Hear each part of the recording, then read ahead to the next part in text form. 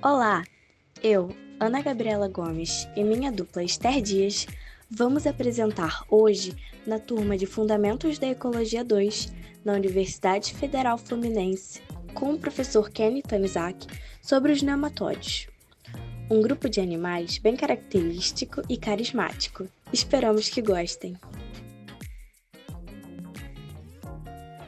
Os nematóides, assim como todos os seres, têm classificações específicas. São elas parte da taxonomia, as classificações principais: reino, filo, classe, ordem e família. Dentro de cada família existem gêneros, e dentro de cada classificação há subdivisões. O reino determina grupos amplos, como o grupo dos animais, Animalia, das plantas, Plantae, e dos fungos, Fungi, por exemplo. O filo é a classificação de um grupo dentro de cada reino, de acordo com as características evolutivas. O filo dos nematóides é o Nematoda. Já a classe, dentro das classificações do filo, separa os grupos por características de sistema nervoso, circulatório ou reprodutivo e estrutura corporal. A ordem é a classificação de acordo com grupos de organismos que compartilham características morfológicas, anatômicas ou genéticas, e as famílias são a classificação taxonômica que organiza os nematóides em gêneros. Aqui temos uma imagem de como um mesmo ancestral comum, um protista, pode gerar diferentes espécies com classificações taxonômicas distintas, de acordo com as características evolutivas e as adaptações. Os nematóides pertencem a um reino Animalia, que inclui todas as espécies de animais.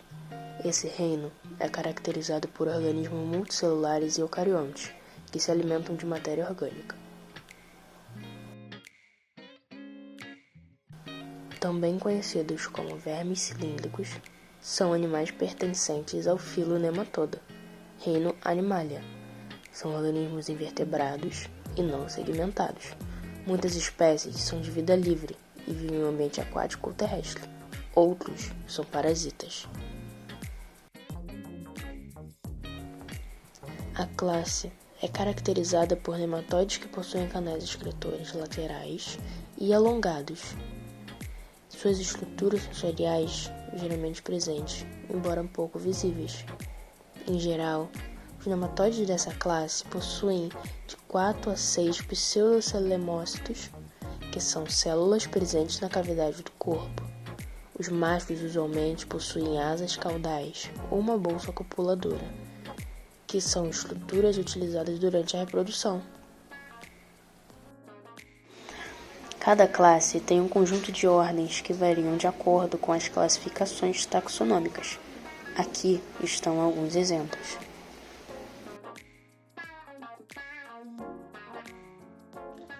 Aqui estão os exemplos das famílias dos nematóides e cada gênero que elas implicam.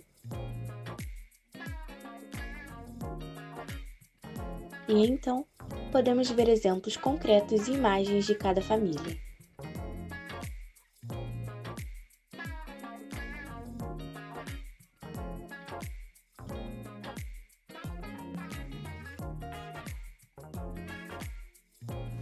Suas características são corpo cilíndrico e alongado, não segmentado, com extremidades afiladas, o que dá a sua simetria bilateral. Sistema digestivo completo, possuem boca, intestino e ânus. Ausência de sistema respiratório e circulatório, pois as trocas gasosas e distribuição de nutrientes ocorrem por difusão.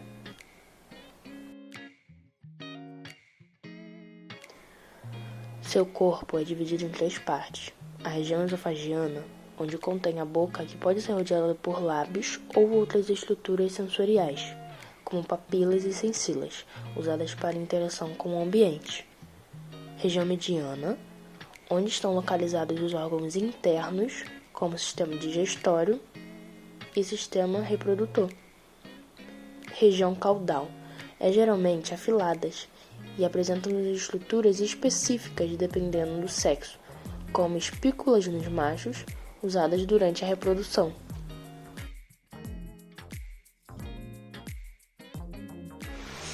Aqui podemos ver a faringe, logo após a boca.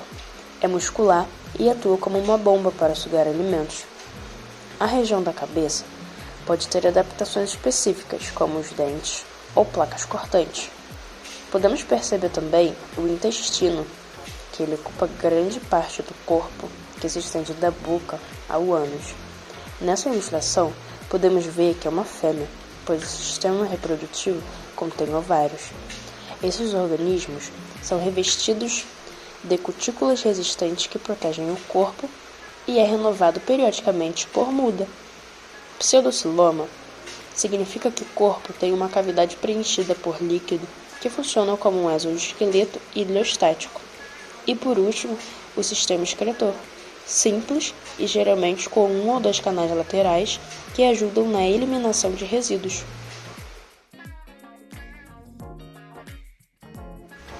A reprodução cruzada é a forma mais comum entre os nematóides, onde os gametas de dois indivíduos diferentes se unem para formar um novo organismo. A partenogênese é uma forma de reprodução assexuada, onde o óvulo se desenvolve em um novo indivíduo sem a necessidade de fecundação. Os machos e as fêmeas são geralmente diferentes de tamanho e forma. Se notarem a próxima imagem, verão uma diferença: o tamanho.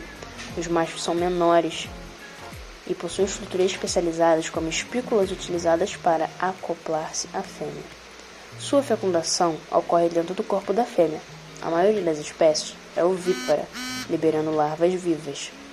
Após a fecundação, os ovos são liberados no ambiente ou dentro do hospedeiro, dependendo da espécie.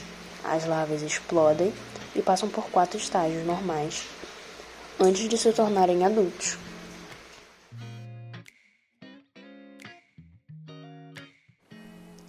Embora a base da reprodução seja semelhante, o que distingue os nematóides parasitas é o ciclo de vida complexo, que muitas vezes depende de hospedeiros intermediários, da capacidade de adaptação a diferentes ambientes e hospedeiros. A reprodução dos nematóides de vida livre é em grande parte semelhante à dos parasitas, mas ocorre num ambiente mais controlado, direto e sem necessidade de hospedeiros. Muitas pessoas consideram os nematóides formas de vida livre, mas afinal, o que significa isso? As espécies de vida livre são aquelas que não dependem de um hospedeiro. Já as parasitárias precisam de um hospedeiro para completar o seu ciclo de vida. Elas são codependentes de animais ou plantas, por exemplo, podendo causar doenças como a ascaridíase e a filariose. Em relação aos hábitos alimentares desses animais, pode-se dividir de 2 formas. Os de forma de vida livre, que se alimentam de matéria orgânica, micro-organismos ou outros recursos disponíveis no solo, na água ou em detritos, e os de espécies parasitárias, que têm diversas formas de se alimentar, dependendo do hospedeiro que infestam. Por exemplo, os nematóides intestinais, que habitam o trato gastrointestinal de animais, consomem o conteúdo intestinal ou o sangue do hospedeiro. Outros tipos, como os de nematóides que atacam plantas, utilizam estruturas chamadas estiletes, que perfuram as células das plantas e extraem os nutrientes. Os nematóides parasitas são comuns e afetam uma variedade de organismos marinhos, incluindo peixes, moluscos, crustáceos, até mamíferos. Os de vida livre são muito abundantes e desempenham papéis fundamentais no ecossistema marinho, como a decomposição de matéria orgânica e reciclagem de nutrientes. Aqui já podemos ter uma noção da diferença entre os de vida livre e os parasitas. De vida livre se alimentam de matéria orgânica, bactérias e outros organismos. Já os parasitas se alimentam diretamente dos fluidos corporais ou tecidos dos seus hospedeiros. Vida livre possuem ciclos de vida simples e não dependem de hospedeiros intermediários, enquanto os parasitas têm os ciclos mais complexos, envolvendo seus hospedeiros.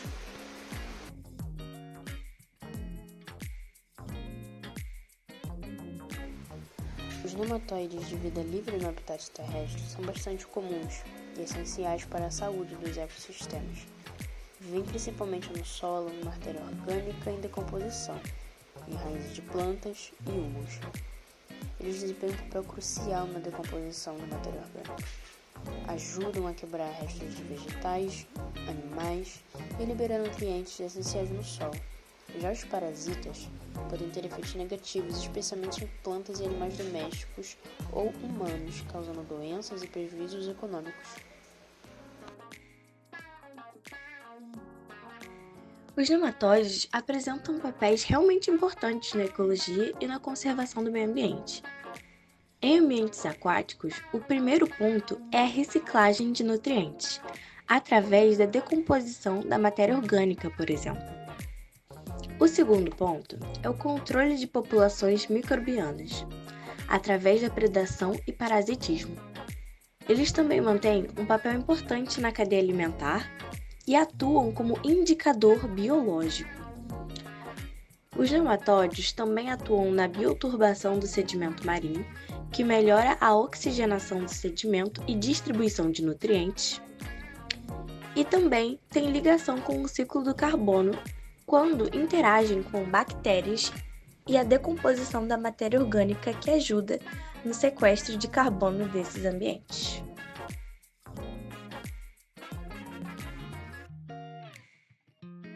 Na parte terrestre, o papel desempenhado pelos nematóides também inclui reciclagem de nutrientes, faz parte da cadeia alimentar e tem controle de populações microbianas.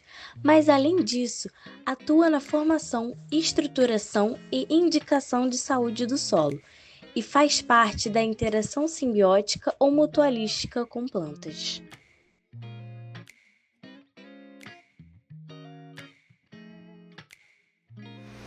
Esses organismos têm um grande impacto na economia, principalmente nas áreas da pecuária, agricultura e pesquisa científica, podendo tanto prejudicar como beneficiar os setores econômicos, dependendo do tipo de nematóide, do ambiente e das interações com os seres humanos, plantas e animais.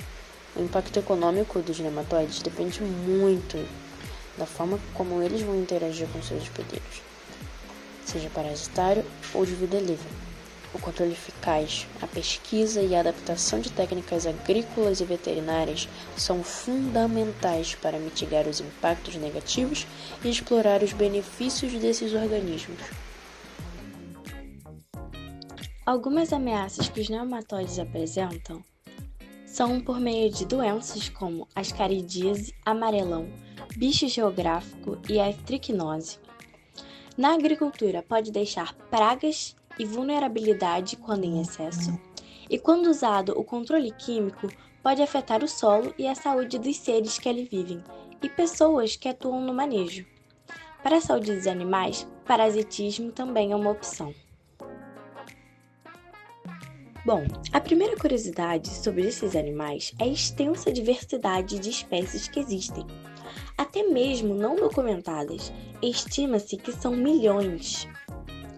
Outra curiosidade é que, mesmo com um sistema nervoso muito simples, eles são capazes de realizar funções muito complexas. Outra coisa é que, ao contrário de outros animais, os músculos deles se ramificam para encontrar com os cordões nervosos.